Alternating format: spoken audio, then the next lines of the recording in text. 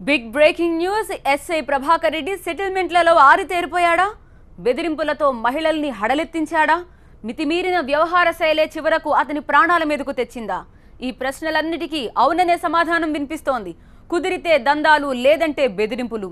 ఇది SI Prabhakar Reddy original character అని ఆరోపిస్తున్నారు బాధితులు.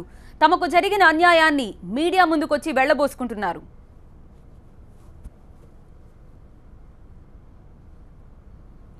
ఉమ్మడి ఆంధ్రప్రదేశ్లో డీజీగా పనిచేసి రిటైర్ అయిన కోటేశ్వరరావు, ఆయన కూతురు శ్వేతను ఒక ప్రైవేట్ సెటిల్మెంట్ వ్యవహారంలో ప్రభాకర్ రెడ్డి బెదిరించి విషయం వెలుగులోకి ఇప్పుడే వచ్చింది.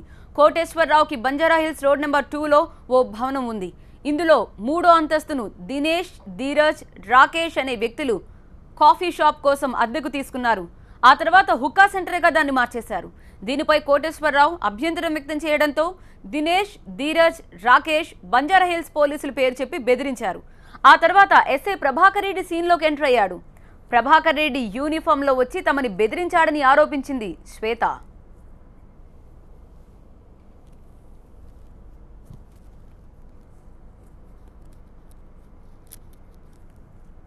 మీరెవరు అని అడిగితే నేను ఎస్ఐ మీరు కాదు కదా ఎస్ఐ బంజారా, వినోద్ గౌడ్ గారు కదంటే పుష్కరాల్ డ్యూటీ జరిగింది, ఆయన పుష్కరాల్ డ్యూటీలో వేశారు, నేను యాక్టింగ్ ఎస్ఐ.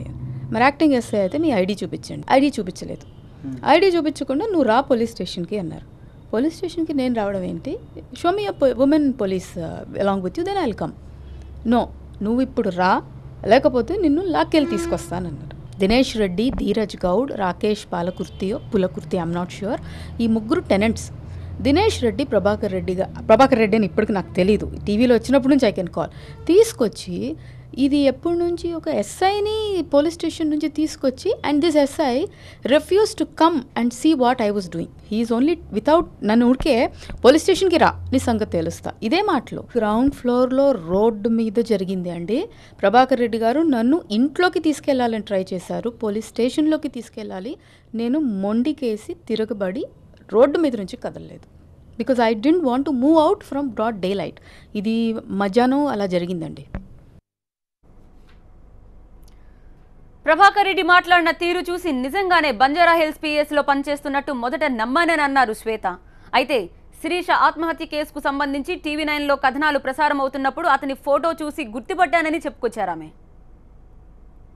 టీవీలో బ్యూటీషియన్ శిరీష సూసైడ్ మిస్టరీ అని ఒక సెన్సేషనల్ న్యూస్ వచ్చినప్పుడు 2వ రోజో 3వ రోజో ఒక రిలేటెడ్ ఎస్ఐ అని ఆయన ఫోటోగ్రాఫ్స్ చూపించడం మొదలుపెట్టినప్పుడు నేను వెంటనే అది గుర్తుపట్టాను. ఎందుకంటే ఇతను యూనిఫామ్లో బంజారా హిల్స్ మా సిస్టర్కి ఉన్న ప్రాపర్టీని నాన్నగారు ఇన్వాలిడ్ అయిపోయారు కాబట్టి నేను ఆగస్ట్ 2016 నుంచి ఎంటైర్ హౌస్ని వాళ్ళు ఒక ఫ్లోర్ మాత్రం రెంట్కు తీసుకొని లిటిల్ డెవిల్ అనే కాఫీ షాప్ అని చెప్పి అక్కడ చాలా యాంటీ సోషల్ యాక్టివిటీస్ చేస్తుంటే మాది కూడా తప్పైంది, ఇల్లు మొత్తం వాళ్ళకి అప్పచెప్పినట్టు అయిపోయిందని చెప్పి మేము గ్రౌండ్ ఫ్లోర్ ఫస్ట్ ఫ్లోర్లో గ్రిల్స్ అమర్చి వాళ్ళకి యాక్సెస్ కట్ చేసి సెపరేట్ ఎంట్రన్స్ ఇవ్వటానికి వర్క్ నేను చేపిస్తున్నాను. ప్రభాకర్ రెడ్డి దందాలపై బంజారాహిల్స్ పోలీసులకు ఫిర్యాదు చేసినా పట్టించుకోలేదన్నారు రిటైర్డ్ డీజీ కోటేశ్వరరావు. నేను ప్రభాకర్ రెడ్డితో మాట్లాడి, ఎవరండి ఏంటి ఎవరు మీరు అంటే నేను ఎస్ఐ బంజారా అన్నాడు. అలాగా నేను చూడయ్యా, ఈ పోలీస్ స్టేషన్ ఒకప్పుడు నా జ్యూరిస్డిక్షన్లో ఉండేది, ఏంటి నువ్వు ఎందుకు పిలుస్తున్నావు మా అమ్మాయిని, నీకేం రైట్ ఉంది పిలవటానికి, నీకేదన్నా ఉంటే సమన్స్ ఇవ్వు, ఆమెని ఎగ్జామిన్ చేయాలంటే లేడీ కానిస్టేబుల్స్నో లేడీ ఎస్ఐనో ఎవరినో పిలిచి సమక్షంలో చేయొచ్చు, అంతేకాని ఏంటిది ఇలాంటి పనులు చేయకూడదయ్యా. నువ్వు కాదు కదా ఎస్ఐ, ఇంకొక ఎస్ఐ చూస్తున్నాడు కదా. నేను ఇప్పుడు చూస్తున్నానండి, నన్ను చూడమన్నారు అన్నాడు. ఎవరు చూడమంటారయ్యా, నాకు కొత్తగా చెప్తావు నువ్వు, లా పోలీస్ స్టేషన్ అడ్మినిస్ట్రేషన్ నాకు చెప్తావు నువ్వు. సర్లే సార్. బంజారాహిల్స్ పోలీసులకు తెలియదా అనే విషయాలపై ఆరా తీస్తున్నారు. డీజీకి తప్పకుండా న్యాయం చేస్తామన్నారు ఆయన. మొత్తానికి ఎస్ఐ ప్రభాకర్ రెడ్డి సెటిల్మెంట్ల ఆరోపణలు, మహిళలతో అతను ప్రవర్తించిన తీరు ఇప్పుడు హాట్ టాపిక్ గా మారింది.